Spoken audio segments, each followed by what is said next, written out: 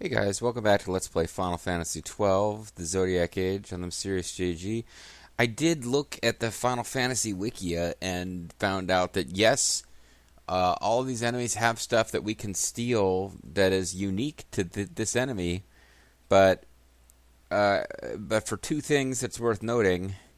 A, none of them are particularly good because they're all loot items that when you sell them, open up a recipe at the bazaar, which just gives you something that can be, all of them can be obtained in other ways. They all drop an item that is loot that gives you a one, sometimes in the bazaar, if you sell 3 bat wings and 2 ice stones, you get a non-repeatable bazaar item. These all, like, if you sell one of this, you get a bazaar item that you can buy. And like it's for things like I think the most valuable one gives you mega elixirs, which is nice, but none of them are like, you have to steal this item to get like the Zodiac spear or anything like that. B, the success rate for stealing against these guys is low. And C, you can go, there is a way to refight these guys in a later part of the game, and the things that you can steal from them here are apparently poachable from them at that point in the game. But it seems like it's a lot of trouble to fight them again.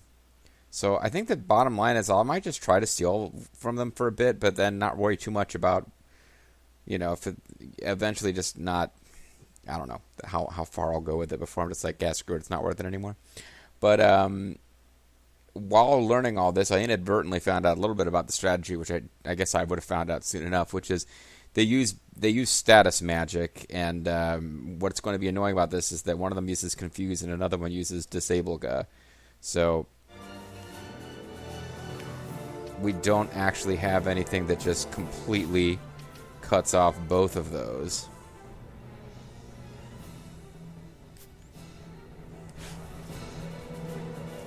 But let's all go after Alaruna King. And maybe right off the bat I should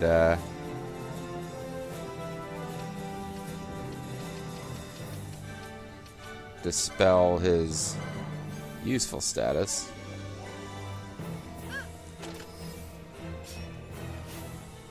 Did I not change their gambits around so that we're not supposed to be attacking? I thought I changed gambits.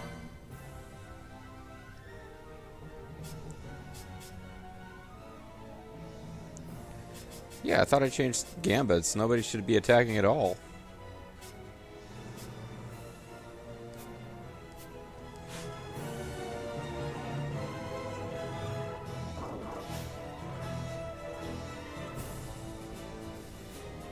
Ash is going to attack. Does she have Dispel? That would be nice. She does not.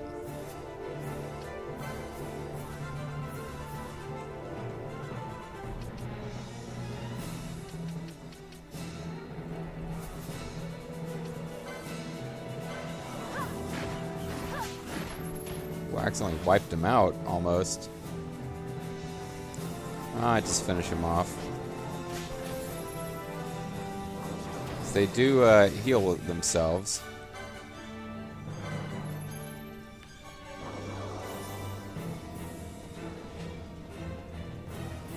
Come on, steal from him.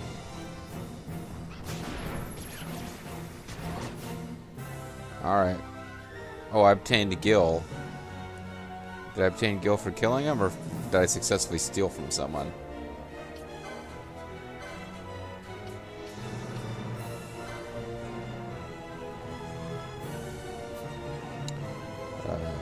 Dispelga.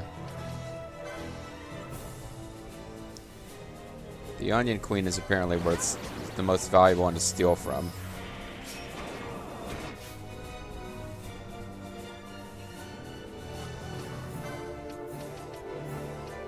Like, if you're only going to steal from one, I guess you're supposed to steal from the Onion Queen.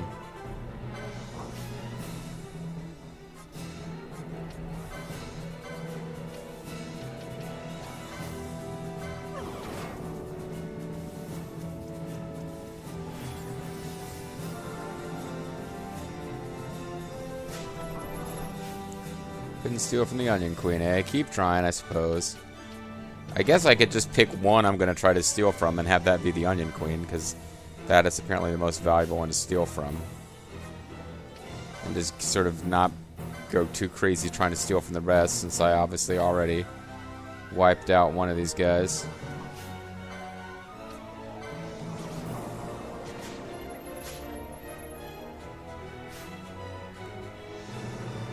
They're still trying to steal.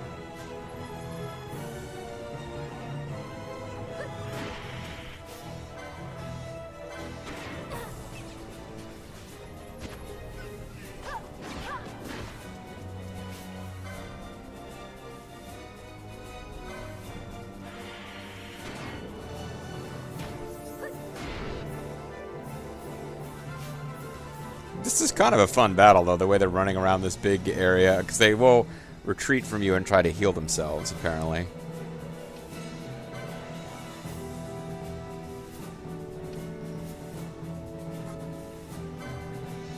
I want you guys to keep trying to steal from the Onion Queen. Apparently they're too far away from the Onion Queen right now.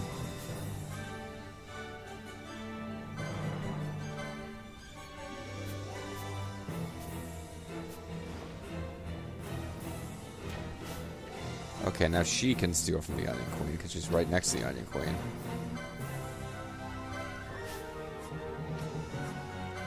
The music is super exciting too. Why is Pinello no longer under my control?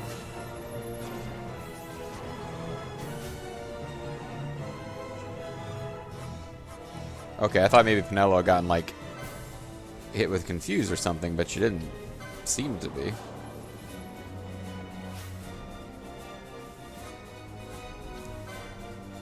So I keep trying to steal from the Onion Queen, but I'm not really that worried about whether or not it works. Okay, we stole from the Onion Queen. In that case, let's wipe out the Onion Queen, because she no longer serves a useful purpose.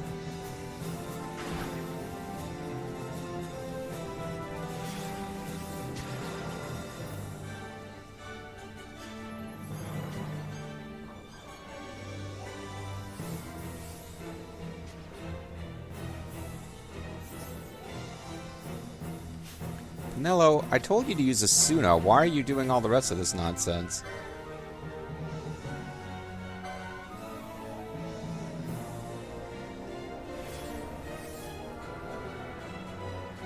Alright, everybody would take out the Onion Queen.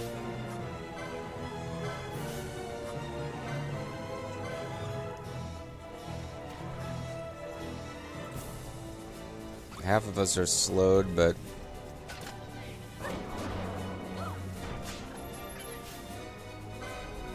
Okay, we've already stolen from the Onion Queen. I know it's not your fault that I set up the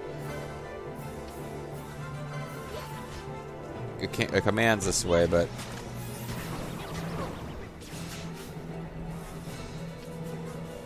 I'm asking you guys to show more sense than I did.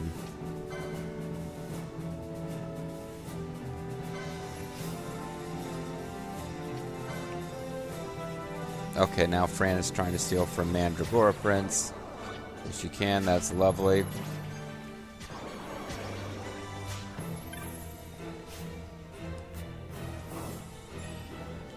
That's a heal.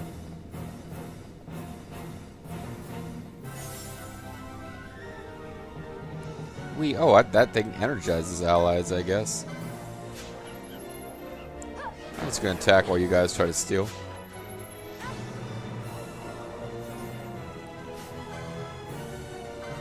Hi, Pumpkin Star. How you doing?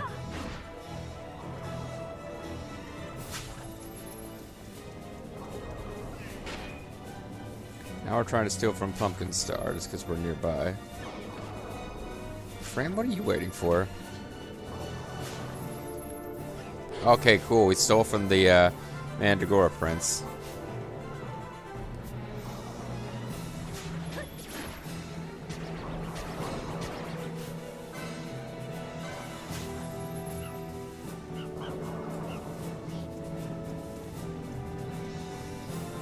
Pinello's now asleep.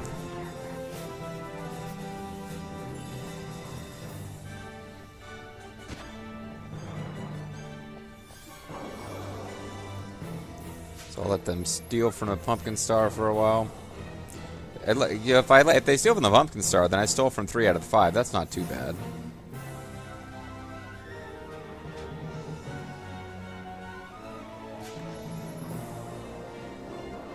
I'll keep looking for treasure chests while you guys try to steal. Yeah, 3 out of 5 ain't bad on this. I also, because I basically got a night's sleep between videos, I paused it. I love the fact that this game will actually, PS4 will allow you to... Jack-o'-lantern stolen, okay. So we're actually able to, any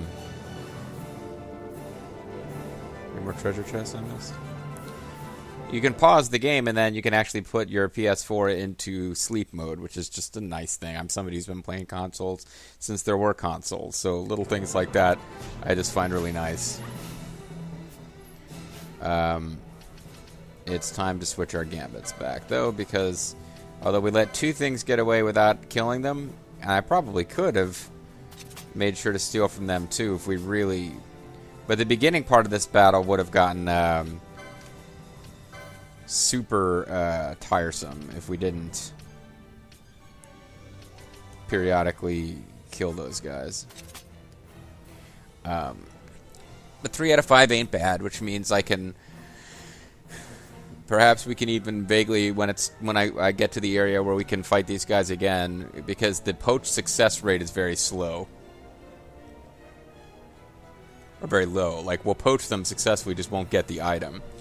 So, if we get sufficiently focused on, we must get those 2 items, then at least it's only 2 and not 5 times that we'll have to kill something 20 or 30 times through poaching before we finally get it to drop.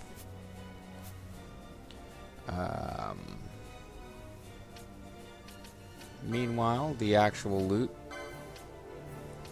Onion, 4-leaf glowthorn, jack-o'-lantern. But between videos, I also pulled up the online guide, which told me, oh, you can, if you never sell anything that you have less than 10 of, you'll be fine. I actually pulled up that guide, and it has a more detailed list of here items you need to be careful with selling. Everything else you can sell as many as you want. So, we will have that the next time we get to town.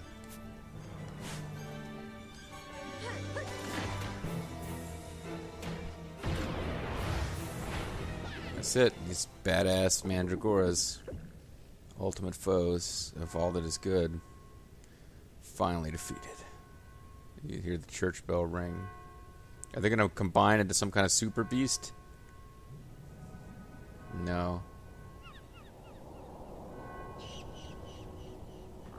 Oh, they really treat these guys like a big deal.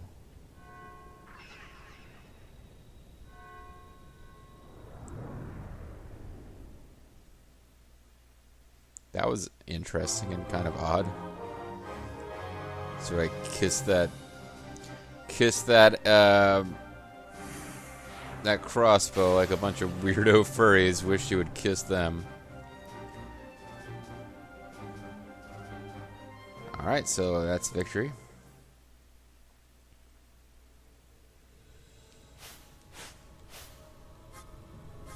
Have you go ahead and deal with our lack of haste on the part of Pinello.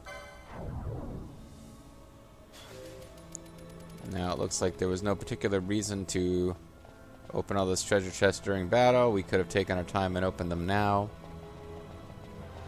It looks like I either got them or I got almost all of them. It also looks like we are not actually done with this place as far as it being a dungeon. The ancient door. The door is long. Yeah. Or wider. Oh. That is the... Of the 3 doors that were available, that is the only one we didn't really want to take.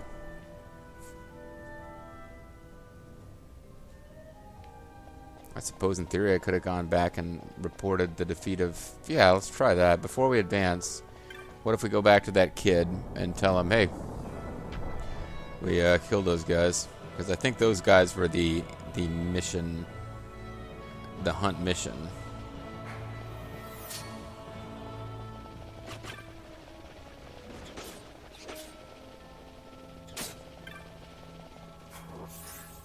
Although,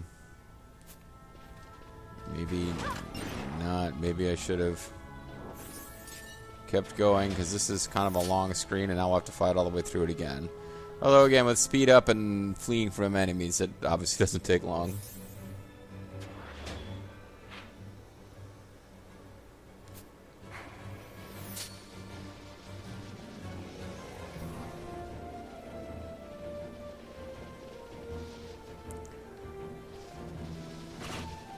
This is far more painful to repeat all this, like to backtrack and stuff. Far more painful on the PS2, folks.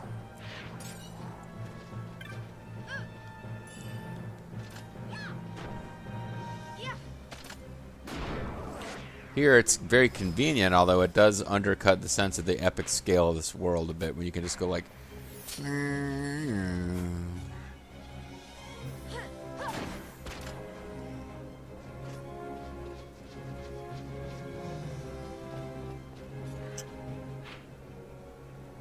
Guess that's actually the way we need to go at all. We need to go this way.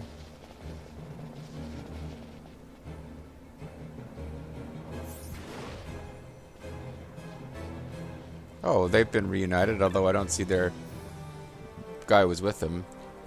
Walking to Arcades, are we? I pity your feet. I shall be going home soon too, in our private airship, of course.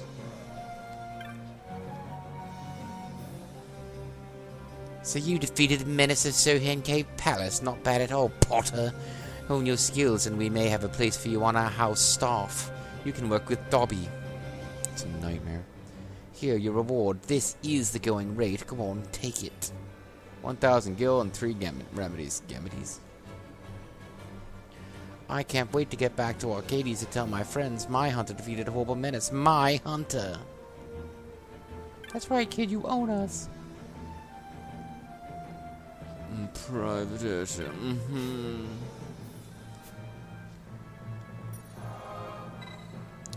Well, I mean, we might as well save. That wasn't that exciting, but I was hoping there might be a little bit more to it. Although, considering the personalities of the individuals involved, I mean, I was expecting to get treated like, you know, some lowly commoner. I thought maybe something good would come out of it anyway. I have been... There's a couple of riff tracks that I'll revisit. I love when they do riff tracks of an entire series of films. Like, the riff tracks guys get on my nerves after the success, sometimes, after the success of the... I say that like, oh, why don't they hear this? Oh, no, I better say sometimes. No, but after the success, the massive success of the Mystery Science Theater, Bring Back MST3K Kickstarter, now they've taken doing something which I find really kind of dubious.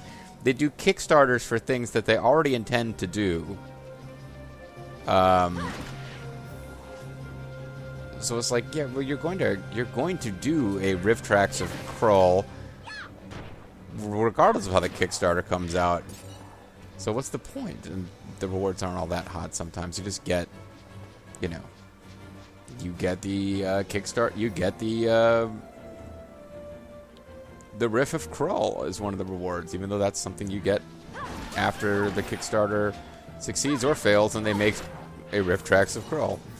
But I like when they do series of movies, and I think they've had to change their revenue model, I would guess, because like they used to always do lots of, you know, popular movies that came out. Well, no, when they first started out, they would do like famous like movies that would make good riffs, like Roadhouse, like Mike Nelson by himself riffing Roadhouse and riffing Top Gun and riffing Over the Top, and other movies that you know that Mike Nelson had an affinity for because they always got referenced on MST3K. And then eventually they're like, let's start doing riffs of movies that are popular, particularly with nerds. So like the Harry Potter movies, the Lord of the Rings movies, all the superhero movies, because it's tough to sell the, you know, $2.99 or $1.99 riff for a movie that somebody doesn't already own, because your fans might be willing to, oh yeah, that'd be really cool to see this movie with the riff tracks, but if they don't already own the movie, then they're outlaying for the movie and for the riff MP3 file, and all you're getting is money for the MP3 file. But then they gradually got away from that because I think they were just making much better money when they would sell an entire video on demand of something that they went out and got the rights to some obscure movie. It was a lot more like Mystery Science Theater. Let's get some obscure movie that we can get the rights to and just sell, and we can sell it for like $15 a pop instead of $2 or $3, because people would feel ripped off paying $2 or $3 for just an for paying $15 for an MP3 file of something where they had to go out and buy the movie separately. But people will pay whatever it is, $12, $15 for a movie they've never seen before and the riff tracks of it. And that's the thing that they switched to, and they've had some really funny ones, but I miss when they would do, like, because sometimes I would enjoy the movie and the riff tracks. Like, they did a riff tracks of The Dark Knight. That's a fun movie. It's an excuse to go back and watch a movie that I actually really enjoyed again, this time with jokes, and the jokes were good. It was fun. I love the riff tracks of the Lord of the Rings movies. I was really sad they didn't do the Hobbit movies, because I watched the first Hobbit movie at the theater and fell asleep. I'm not kidding. This really did happen. And then I never saw any of the other Hobbit movies, but they would have been fun. Anyway, I'm off on this tangent now because I've been going through, like, this happens once every 2 years or so. I'm rewatching all of the Harry Potter movies with riff tracks. And it's fun. And I'm getting up to the point where they had a huge delay. They did all the way up to, like, Half-Blood Prince. Kind of as they came out, they fairly quickly riffed them, and then they didn't do the Deathly Hallows movies until long after the second one was out. And this is apparently a big thing that all their fans were always complaining, when are you going to do the Deathly Hallows? We want to see the Deathly Hallows. It was like their top requested thing. And they finally did it, but apparently they just really didn't want to do it because the movies are so freaking dark and depressing. And for all their jokes, they probably didn't really want to see all these characters getting murdered. So yeah, that's a big long tangent about riff tracks. But you know what you want? I'm backtracking through dungeons here.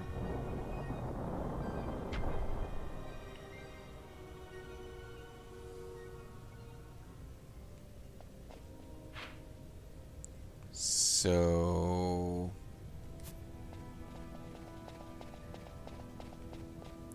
it's not this room, or maybe it is this room where you fight. There's a optional super boss that you fight around here somewhere. I mean, we can't fight it yet, but later in the game it will be unlocked. Yazamat, I think, is actually in this zone.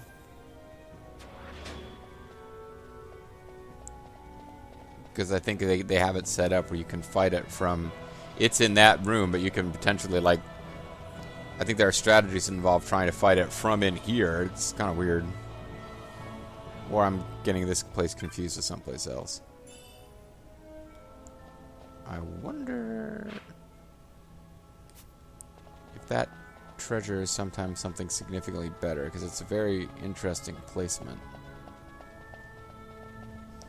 And I've been seeing some, not fan art, I think it's official art, to suggest that Ash is supposed to, like, you know, I guess if you look at her, there's some skin showing, but, yeah, they've really gone out of the way to make her look sexy in some of these things that appear to be official game art, but, yeah, see, those are, like, positive traps. It's weird. Like, a lot of stuff where she has, like, an arched back and whatnot. Her outfit, by and large, makes sense. I can tell what's supposed to be going on. I mean, her that weird top is kind of strange, but the leggings are just like, that's weird. Where she has some kind of cuff built into what otherwise look like, maybe they're supposed to be leather boots. I don't know. Nobody looks quite as funky in their outfit as Fran, of course. And the normalcy of, like, Bosch and Pinello and Baltier really kind of smacks you in the face when you look at the goofiness of Fran and Ash. And Van has a pretty out there outfit as well. Did somebody get petrified, or was that a statue of a fallen one of those guys?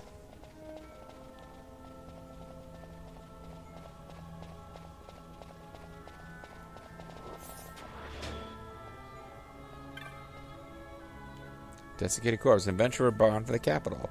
It would seem he didn't make it. I wonder if I could examine that one too.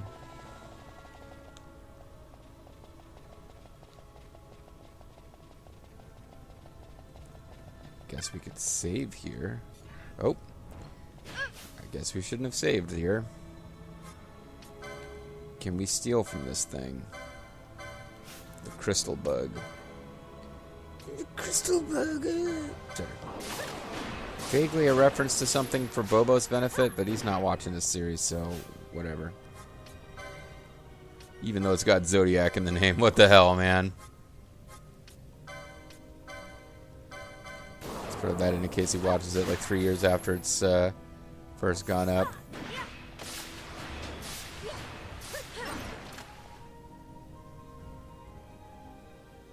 I guess a real crystal here would be nice now after all that. Thank you. A crystal appears. This one will also kill you.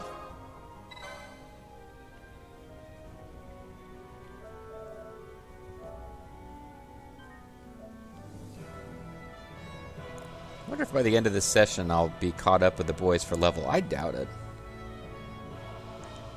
I either need to level up the girls off screen or, I mean, I'll let you guys throw in. By and large, I have a mostly male viewership. If you have a preference of watching these fantasy characters wander around, you might prefer watching the girls, or you don't care either way.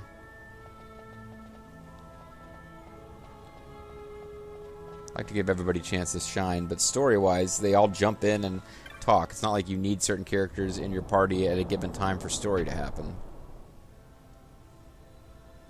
Speaking of story, is it time for story? Because, oh, not yet. So, Mare of the Soul, Acolyte's Burden, Lambent of Darkness, Doubt Abandoned.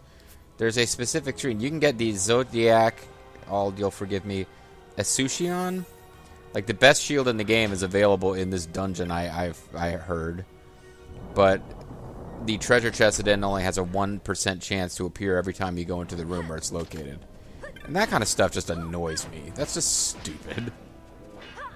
It's like, fine, then don't make the fucking chest available. Don't make it available as a treasure chest item if you're gonna give it a 1% drop rate. And there's one of those things without a like a FAQ or something. There's no reason you'd know that entering and exiting that room like 100+ times is a good way to get the shield.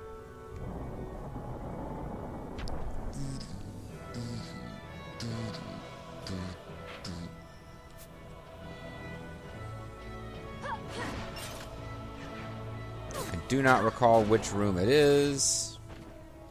It's actually time to call it a video. When we come back, I don't know, is it Mare of the Soul? It might be Mare of the Soul, and if so, it's really going to be annoying because this looks like it's a huge room with lots of places a treasure chest could be. And if you don't already know where it is, you'll enter and exit 100+ times. You'll search the room 100 times over trying to find this damn treasure chest, and it's going to take a long time each time. But once you get that first one, you decide, I want 2 or 3 more Zodiac Asuncions. At least you know where to run to so that you can come in and out 100+ times looking for it. I guess one of them is available through a quest later. Whatever. Catch you guys next time.